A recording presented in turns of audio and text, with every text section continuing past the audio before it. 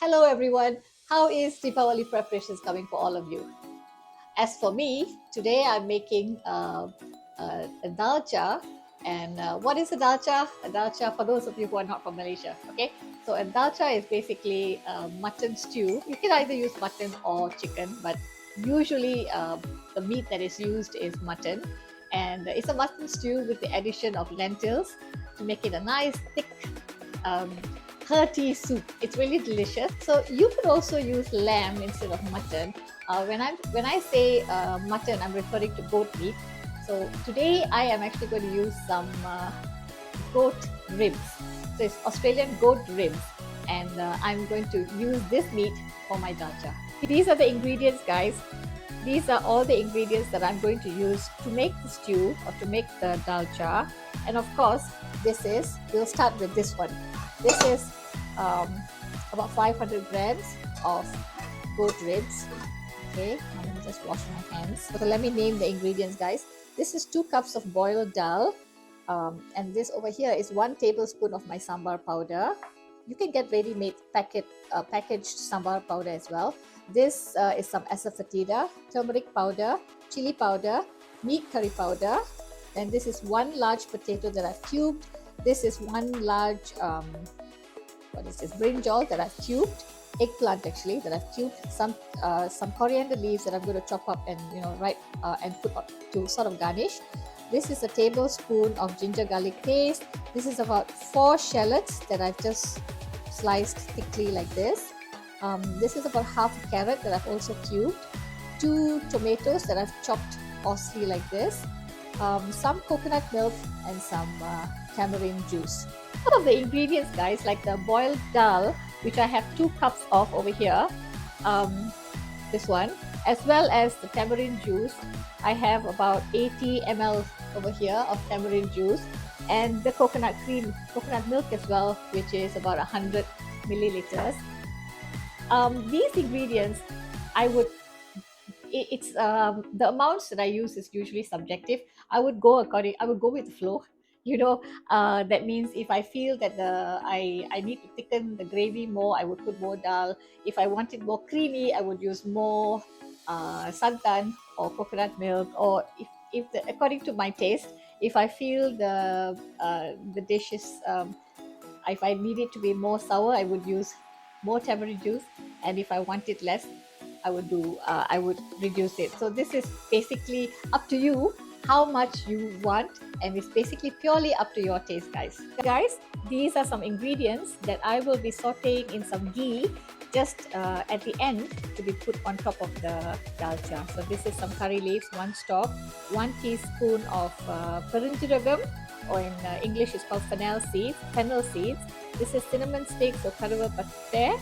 This one is krambu or cloves in English. This is star anise or lavangapu in Tamil.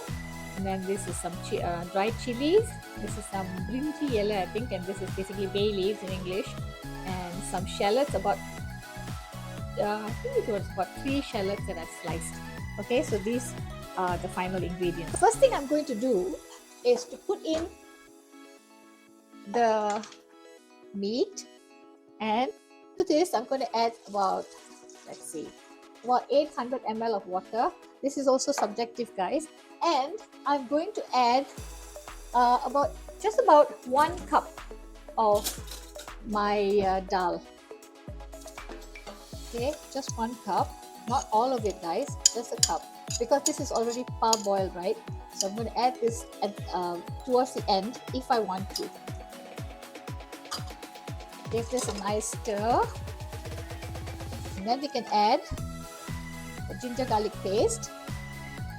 Okay, this is the ginger garlic paste, and then goes in the tomatoes as well as the onion, chopped shallots. Now I'm going to let this a little bit of turmeric, and I'm going to just let this with some salt, of course. Yeah, I've got that one. With some salt, about a full teaspoon of salt, and I'm going to let this boil, guys. This is my method of making either sambar or dalcha. Let me explain to you if you were to use fresh lentils. And to this, I will also add a teaspoon of chili powder and about a tablespoon of meat curry powder and my sambar powder. So what I'm going to do now is give it a good stir and cover it and let this cook. There are two more methods that you can do this, guys. You can either cook the mutton and then put in the dal, or you can cook the dal and the mutton together.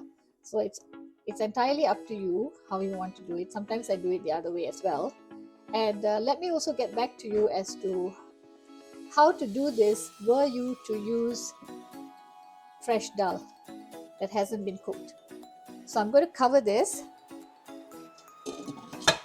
and let this cook, guys, for till the meat is tender or semi-cooked. So there are a few methods of making dalcha. One is like what I just made. I always have boiled dal in my freezer, so that's why I put half of that boiled dal and then I put the mutton inside, and then I'm going to wait for the mutton to be sort of semi-cooked, and then I'll add the vegetables inside, and then basically get it done this way.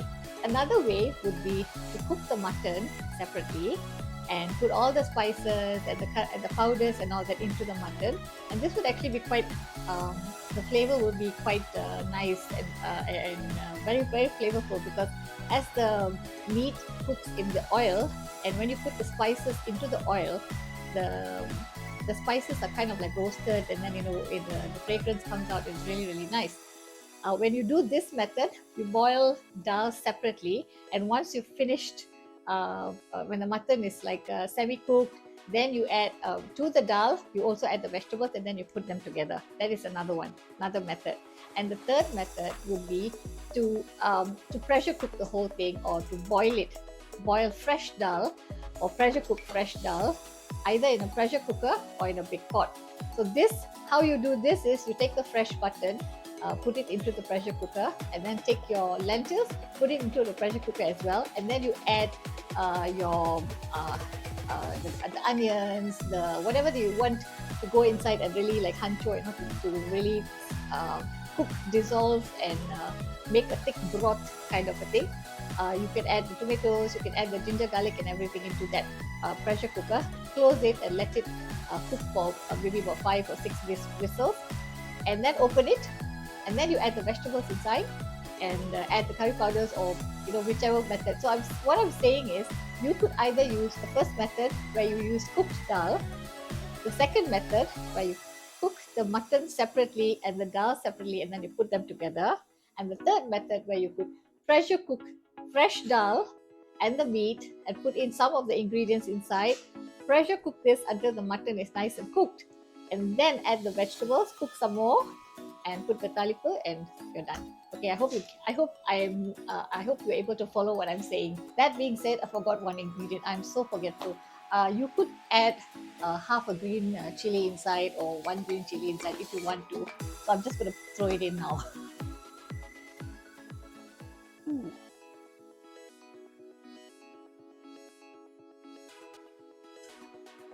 Remember, this is optional too, guys. Okay. Continue cooking. And the reason I only put half of the dal that I boiled into the pot was because, some people like sambar or dalcha where the dal is completely not evident. It's like completely mush already. It's just like a thick broth. You don't ever see the lentils. In my case, I like to see a little bit of it here and there. So towards the end, I will add a little bit more of my boiled dal, so I can get to see a bit of, I like to see a bit of like the purple, a little bit of it. I don't like it to be like a complete, like a thick soup, So that's why I tend to keep some of the dal and put it later. The cooking is really, my father used to say, when he was alive, he used to say, that cooking is common sense. Basically it's about putting things together any way you like. It's subjective, right? You might like it this way, somebody else might like it another way. So this is my way, and as he said, cooking is common sense. You just throw things in together anyway, and basically you most of the time you would reach the same end result, mostly, unless you make some drastic mistakes, but most of the time uh, you will reach the same end result. So guys, um, don't stress about the little stuff. I had just checked the mutton, guys. It has cooked, but it's not cooked through, so it's not soft enough to eat, but it's like semi-cooked. So now is the time for us to add the vegetables. So I'm going to add my potatoes. This will take longer to cook. The carrots. I think I'm going to add this as well, the brinjal as well. And I'm going to stir it and let this cook as well. So I might have to add a little bit more water later. Let me just see. The vegetables are also subjective. Once again, I use that word. You can use any vegetable, usually hard vegetables. You can put, let me get to that. Close the pot again and let this cook. The fragrance of the spices, and I think it's because of the freshly made sambar powder as well. The fragrance is all like wafting through the air. It's intoxicating. It's really, really, the smell is so nice. My whole kitchen is, I think, probably onto the hall as well. The time to check, oh gosh, time to check if it's time for me to add the tamarind juice and the coconut milk and so on. But first, I am going to see if the this is how I check, guys. I basically just take this and see whether it can cut through. And if it does, so that's cooked. And then as for the mutton, okay, the rest is definitely cooked if the potato is cooked. And as for the mutton, what I would do is I would just take a piece and I would check.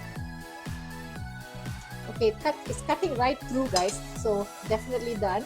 Now it's time to add the tamarind juice and coconut milk, as well as the more liquid. At this point, you can taste it as well. So I'm adding a little bit of tamarind juice, not too much, because you need to know, you need to taste it. Well, at least for me, I have to taste it, guys. And then the coconut milk, a little bit. And I'm going to add more liquid as well. Okay, I think that is more than enough coconut milk. I'm going to add a little bit more water. Remember, it's cooked already, so we have to use boiled water. Turned off the stove. I've turned off the heat. Now I'm just going to add some boiled water. If you like your sambar like this, then I suppose it's fine. Okay, if you like your sambar nice and thick like this, like that, then it's okay. But in my case, I like it a little bit more watery. So I'm going to add that much of liquid. And I don't think I'm going to add any more dal, guys. It's thick enough. So that little bit of dal, I'll keep it in the fridge and use it in some vegetable or something. So basically what we did was we used 1.5 cups of boiled dal. So let me see whether it's thick enough for me. And a little bit more liquid. And when you add liquid, you have to also add extra salt. Okay, this is just nice, because remember that as the sambar or the dalcha cools, it will thicken due to the fact that there is lentils inside. Okay, so that will definitely thicken as it cools. Okay, so this is how it looks. See, this is the consistency that I like. Okay, guys, now I'm going to make the talipa. Before that, guys, I should have chopped this, but I didn't, so I'm just going to take a scissor and cut it. Okay, this is what we call last minute.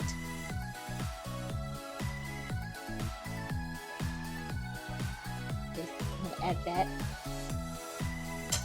So let this cook in the heat.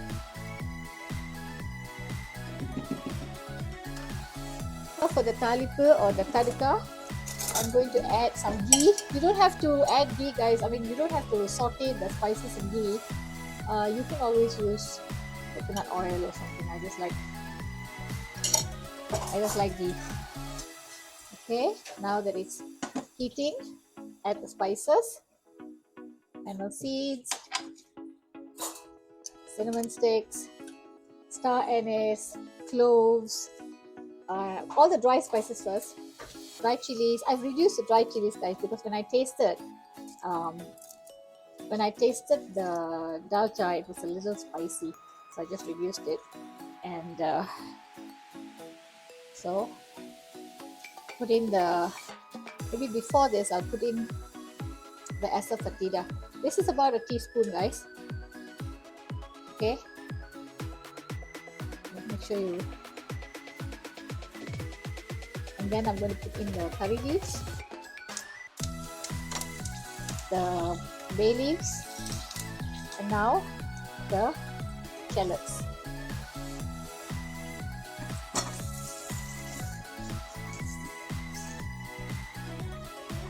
Let that turn a little bit.